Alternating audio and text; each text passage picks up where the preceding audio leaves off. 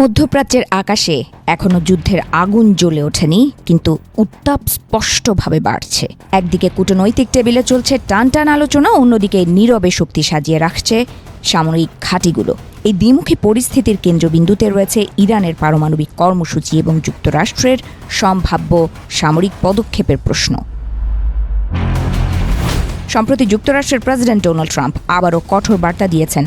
তাঁর ভাষায়, ইরান যদি পারমাণবিক ও ব্যালিস্টিক ক্ষেপণাস্ত্র কর্মসূচি নিয়ন্ত্রণে সম্মত না হয়, তবে সামরিক বিকল্পও খোলা রয়েছে। মার্কিন কর্মকর্তাদের বরাতে জানা গেছে, এমন হুমকি দেওয়ার সময় মধ্যপ্রাচ্যে পর্যাপ্ত প্রস্তুতি ছিল না মার্কিন প্রতিরক্ষা দপ্তর পেন্টাগনের। বর্তমানে মধ্যপ্রাচ্যের বিভিন্ন ঘাঁটিতে প্রায় ৩০ থেকে ৪০ হাজার মার্কিন সেনা মোতায়েন রয়েছে, কিন্তু ইরানের সম্ভাব্য পাল্টা হামলা মোকাবেলার জন্য প্রয়োজনীয় আকাশ প্রতিরক্ষা ব্যবস্থা তখন পর্যাপ্ত ছিল না।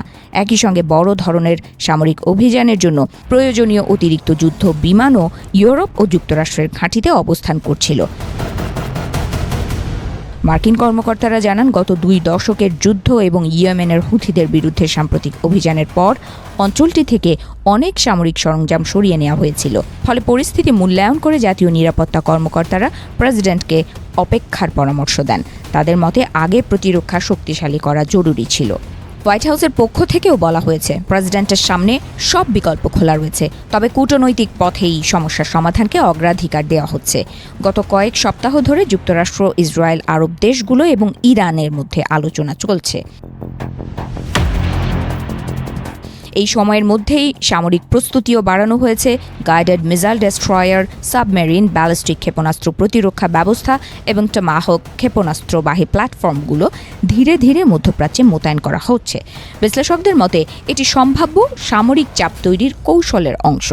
জন হপকিন্স বিশ্ববিদ্যালয়ের ইরান বিশেষজ্ঞ ভালি নাসুর বলেন, প্রেসিডেন্ট আগে ভাগেই যুদ্ধের হুমকি দিয়ে ফেলায় ইরান সতর্ক হওয়ার সুযোগ পেয়েছে। এতে তেহরান তাদের পাল্টা আঘাতের সক্ষমতা আরও শক্তভাবে তুলে ধরতে সময় পাচ্ছে।